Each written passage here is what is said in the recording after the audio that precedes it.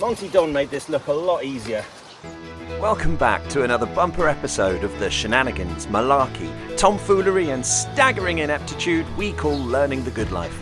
Coming to you from our homestead in northern Scotland, where in terms of both food growing and animal activity, it's all kicking off. Himalayan balsam. I've broken one stem, but you know... Oh, unlucky. You can't be out here, because the chickens are out. You drank all that water? Ah, I believe it's called Sticky Willy. I have reliable intel from Becky that our visiting sheep friend is in our garden.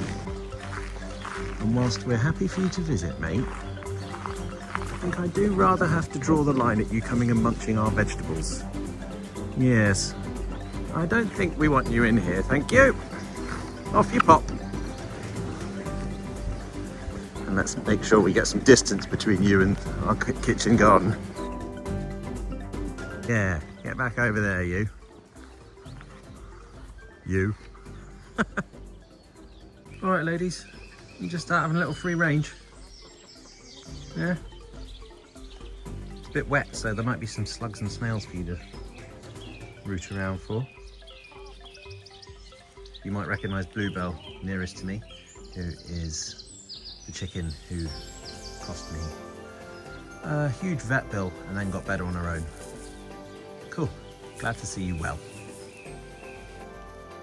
Now, earthworms like this chap here are obviously brilliant for the garden, brilliant for the compost, but they're also brilliant for chickens. And I know it's a bit mean, but they get out and forage most days and they'd be finding him anyway. So it's good for the health of these chickens. That's just nature, isn't it? But you have to guess, which one do you think is going to get it? Lily, the ginger one in the middle there, is often first, but some of these black ones might get it as well. No, you're not going to peck it off my hand because that will really hurt. So what I'm going to do is just throw it in here. Off you go. Who's got it? Oh, and there. So Bluebell's got it, and they're all trying to. Okay, so actually, yeah, I think they ended up sharing it. Sorry, worm, but hey, good protein for them that will go into our eggs. Yum, yum, yum. All right, so sunny weekend. We've got crops coming that need protection. So brassica's doing really well under these nets, not getting too bitten by caterpillars and slugs and all the rest of it. But we do have potatoes that need earthing up. Can you see some of these taller ones? The stems is where you have to cover up because potatoes grow on the stems as well, and then you get more tubers. And the big job for today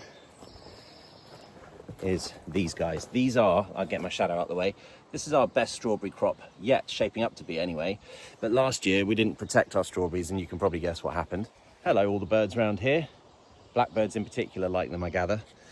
Yeah, so they need netting, and I've got a technique that everyone seems to use that I've never tried, so we're going to have a go at that. So the first thing I'm going to do is net this fruit bed.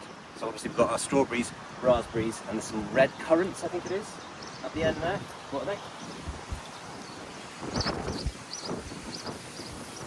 Don't know, Becky planted them. Are they red currants or maybe loganberries? I can't remember what she said. Anyway, so I've got a few different length canes because they're different height plants.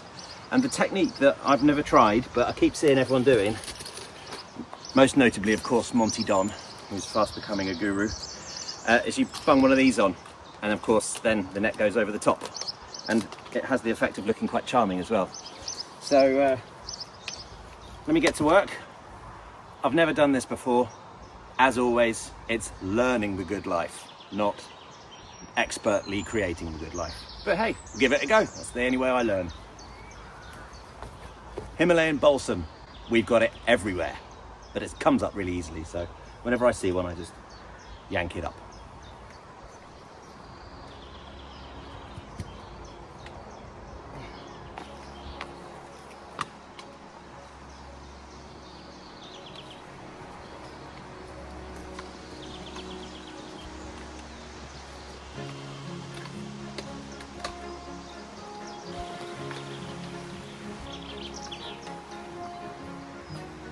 Okay, first bit done. Now I've got to figure out if I've actually got enough netting to cover it all. These were on the raised beds last year, these pieces.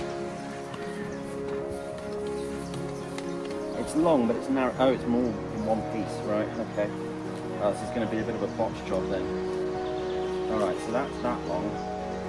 Maybe I could do them in 2 sections and close it off. This is quite a good chunk of it. Pegs there. Completely stuck. Oh well, it's tough. It's got these little barbs on. And suddenly I feel like the fisherman of old. Except really not.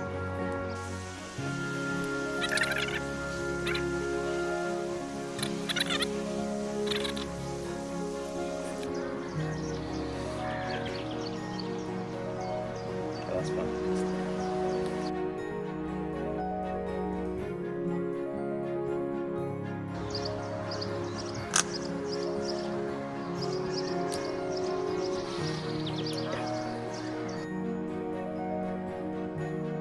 I'm just laying it on at the moment to see if we've got enough to cover properly, because it has to go right down to the ground obviously on both sides, and I think this might be a bit narrow to do that.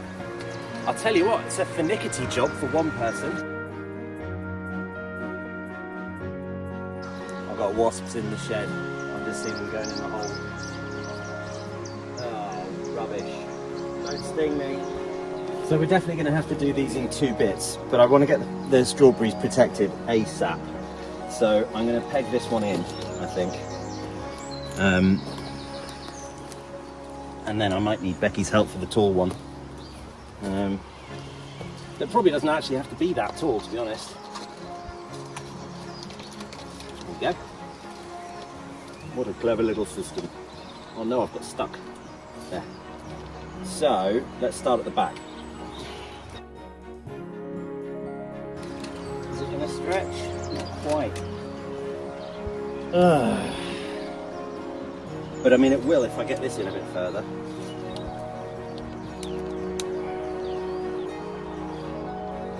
Okay, new plan. Get a shorter stick.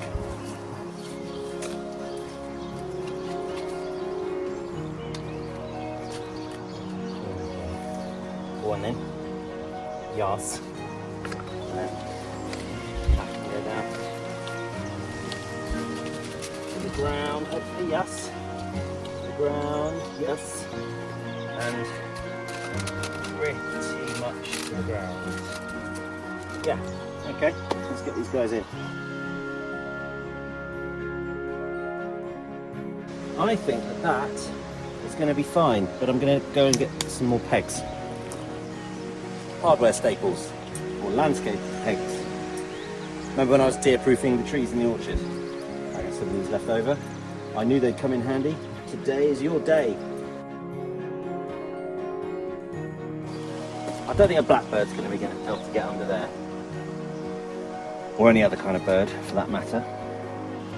I really want for us to eat our strawberries this year, because we had a sample one the other day and by golly it was delicious. I think there's something about the northeast area of Scotland that's particularly well suited to growing this kind of fruit. We stayed over in Arbroath on one of the holidays when we were up looking to move here, and we stayed next to the huge fruit farm they've got there with strawberries and raspberries, and they left us some in the Airbnb, a little punnet of strawberries, and to this day still the absolute best strawberries I've ever eaten, which it was in June, obviously, height of the season, and yeah, they're just insane. And I've had the strawberries at Wimbledon, these were better, and the ones we tried the other day from here put me in mind of those very strawberries. So there's something about this soil, region, climate, I don't know. But yeah, I've never been the hugest strawberry fan, but these ones are worth this trouble, put it that way. Oh God, oh, just put it there for now. Enough that way. Oh, that's fallen off. Well, this will be making some lovely content for you all, watching someone fail at this, won't it? I'm not currently feeling particularly stressed out by my failure, but the day is young.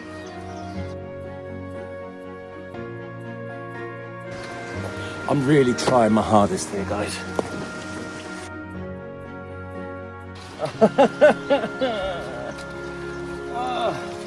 Monty Don made this look a lot easier.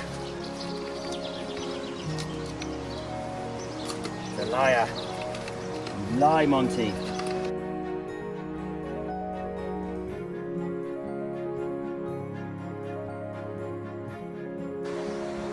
That hole there looks distinctly bird-sized. Yep. Okay. Right, just need to tie that up. As you know, I'm not traditionally the most practical of guys, but I do know this, that cable ties and gaffer tape are your two best friends when it comes to propping things up or attaching things to other things or fixing things quickly. That much I know. Ah. I don't like wasps buzzing at my face. Okay, well this is really frustrating. You might have been watching this for quite some time. You might have been looking at it and going, there's a hole in that net. Yeah.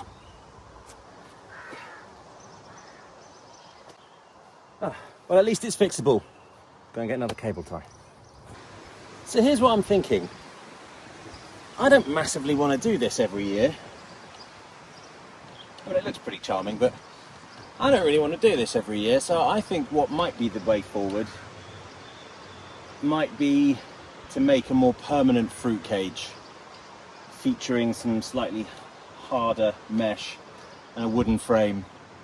That might be a woodworking project that I could look at doing for next year. And I'm thinking just a frame that can just lift over and onto there, cut to these specifications, because the fruit's growing brilliantly in this bed, so it's obviously a good location for it. I'll discuss that idea with the boss, but when she watches this back, nay, when she helps me do the raspberries, she's going to realise that this is what, in the world of the trade, we refer to as a ball ache. Well, this has just gone insane. These are the red dukes. I put 4 chits in there, and it's just gone crazy. How am I going to earth that up? Guess I'll just have to do my best, put a bit more in there. But yeah, I'm definitely growing potatoes in pots again. Look, I mean, some of these have gone up big as well. That's also a red duke, I think. But I'm very impressed.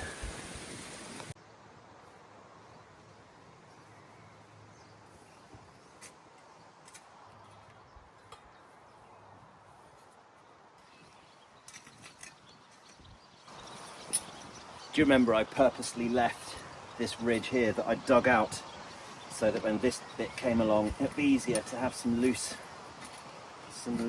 earth.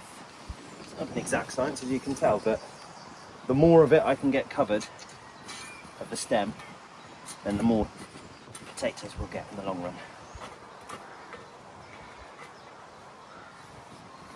Consider yourself earthed up. Now, what to do about these boys? I don't know. I guess what I might do is just top up the compost level. Maybe I'll use some of our... They don't need compost anymore. Maybe I'll use some of our mulch. I'll do that. Some of our unsuccessful compost, but very successful mulch. I'll use that. That'll keep the sun off the stems. Some of you will be screaming at me that I'm doing everything wrong, but like I always say, it's the only way to learn. Our compost bins are being slowly eaten by the garden. We need to get trim around and we need to trim this and stuff, but hey, these are jobs that we've realised aren't urgent ones compared to lots of other ones. So, we've come up with a solution because we haven't been creating proper compost, not by a long shot. But if I open this one for you with my patented compost bin design that I saw somewhere on YouTube, these are all just decking boards and they're lasting really well, knock on wood. So, that's what we're getting. Can you see that? Yes, you sort of can. Let's get a bit closer. And it's growing some, of course, some Himalayan balsam in there, lovely. And of course, I believe it's called Sticky Willy. Everywhere it goes this time of year. Oh, look at this, look at this. It's quite satisfying to pull off though. And it is rather sticky, this willy.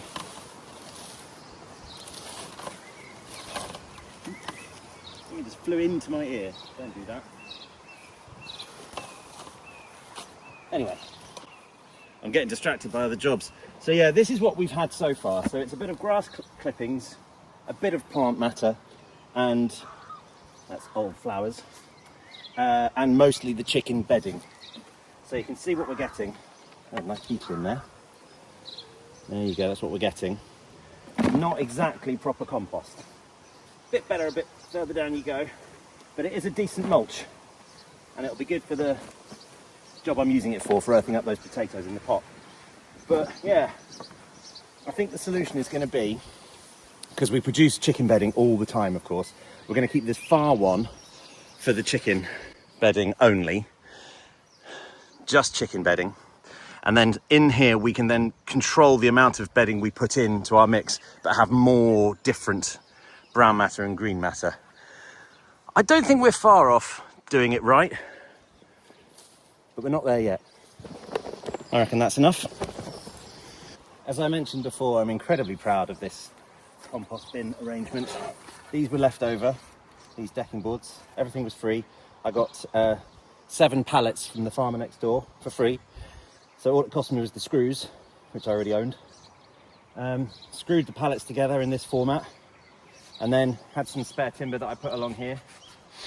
Had to add little pieces here and there to make everything join on, but basically I created these channels on either side. This could easily slot down, rest on each other, and then when you want to get it out, you can do so easily, but it's necessary to cover it, A, to hold it all in, but B, because being a dog, Forsley took a huge interest in all of the chicken poo, if you get my meaning, so it needed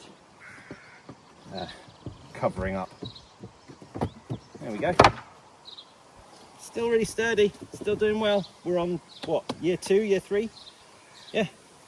I'm ridiculously proud of this very simple piece of woodworking, but for me, for my level of ability, it's the best thing I've made so far, I think, along with the chicken playground. None of which I filmed the creation of because I wasn't, well, I was just really busy in the first year and I didn't film much, and I hadn't thought of doing the YouTube channel yet, and so there isn't much record of it. I've got a couple of photos I might ping up if I find some, but apart from that, these are my 2 most successful woodworking projects to date, and the chickens get to enjoy them most of the time. Now, my instincts, such as they are telling me I should probably be really careful doing this so as not to damage the plants. But these are Red Dukes, and I'm learning that these, Red Duke of York is it? I think the full name. They're pretty hardy. So I'm going to go against my intuition, and I'm just going to get it in there. Go on. Get in there. Bingo bango. And then just sort of take it down a bit. There. I've broken 1 stem, but you know, okay. I defy you to not survive that. Okay. Good. Can I get a little bit more on top there? Go on. Let's just balance you up. Consider yourself earthed up. There you go. I'm going to go ahead and call that job done. This here is an elder tree, as you can probably tell, and the flowers are just starting to come out, which is significant in this house because there's one that's even more so there, but I can't reach it as easily. This is the one that I normally use. Yes, we enjoy making, well, I enjoy making, and the kids enjoy drinking, elderflower cordial. So I'll be sure to do a video on that when these come through. I reckon they've probably got another couple of weeks, maybe 3. Yeah, elderflower cordial. These are our dwarf beans, which are doing brilliantly, but they're just needing caning a little bit. They don't grip onto this frame, it seems. I thought they would, but I'm just caning them to support them. Got the figure of 8 here. There we go, and we should get a good crop of beans off that. So this is more the sort of thing we should be doing. So if you come and have a look in here, we've got layers, as Mary Berry says.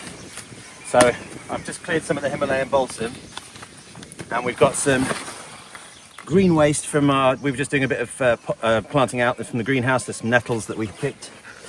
I do want to make nettle soup at some point. Do you want to put the Himalayan balsam in the compost though? Because then you're spreading Himalayan balsam. Correct, which is why I chucked it over the edge. Okay. That isn't Himalayan, as far as I can tell. A couple of them might be, but that was actually, I think, compost tomato. Okay, yeah. Or cucumber. It was regrowing, which we don't really feel safe to eat. But yeah, just a few scraps of cardboard with no ink on, or labels or anything, or paint. And that'll be one layer. The heavens are about to open, so I'm trying to work fast. But yeah, then after that, the green, and I'll try and alternate it, and I might put some chicken droppings on as well. Yeah. We've been guilty of just it being only chicken droppings. So fingers crossed that this year we can make proper compost That'd to be use next year. amazing. Yeah. I've noticed, you know, in the greenhouse stuff we've been doing today, there's quite a lot of worms in the soil in the greenhouse. That's good. That's a good sign. Yeah. That's nice. Making a right racket. They are. Very vocal. It's Penny. Penny's really vocal this morning. Hello. I'll let you out in a bit. Let me just walk the dog and then I can let you out, okay? Yes? They've got pink thing. Their water looks pink because it's got a special like nutritional like supplement for them that I give them once a month. Except, where has all the water gone in that one that I filled up yesterday, girls? Where's all that gone? Is it all gone? That can't be right. Okay, I'll fill that up in a second. But that one's going. You drank all that water? Cheeky girls, aren't you? So pretty though.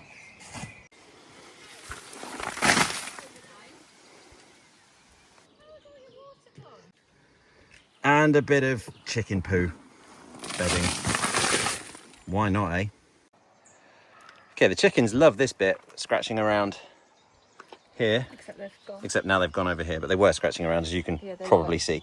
But Becky's just pointed this out. We have a massive job. Oh, unlucky, you can't be out here because the chickens are out. I'm so sorry. I'm not sorry at all. Yeah, we think that it might be a sweet pea. It looks like sweet peas. But it's not, but it is a type of It's a related species, it must be. beast. It's a big job, we're going to clear that. Yep. And these, Everything's just gone mad, yeah. as it does this time of year. And this is a flower bed we've inherited, the rose bed, which is fine. And obviously the roses are beautiful, but as I was saying last night, they're all pink. And pink's fine. And I like more corally pinks, but It's nice to have a bit more variety. yellows and whites and Yeah.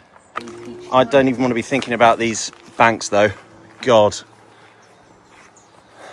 So I'm not going to. I'm just going to put it off till next year.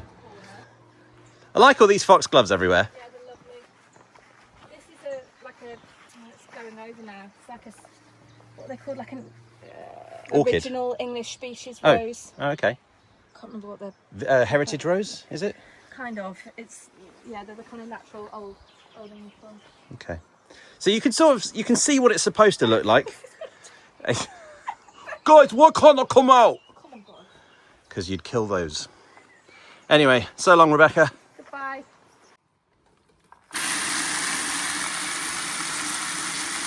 If you're wondering what on earth I'm doing, we do a lot of strimming, and we found that if you soak your twine beforehand, then it's less likely to break and snap off and melt into itself when it gets overheated and clog up the strimmer. So I just keep it in a bucket of water. Sue me. So I'm going to share our fail with you. These beds aren't growing very well, apart from a couple of things. We've got some kale here. We obviously have to net over because it's starting to get munched.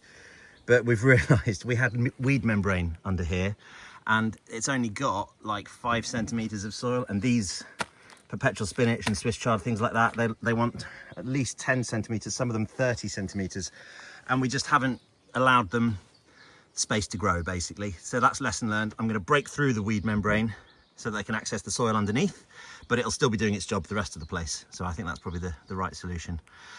Again, there's probably people out there going, duh, that's what you're supposed to do, idiot.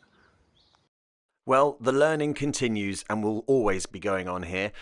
But we are getting close now to the stage of the year where we can start harvesting and cooking with all of this yummy food that's growing for us at the minute, provided we don't let it get eaten by the wildlife or kill it ourselves through some form of mistake. Can't wait to share that journey with you. Meanwhile, thanks for watching. See you next week on Learning the Good Life.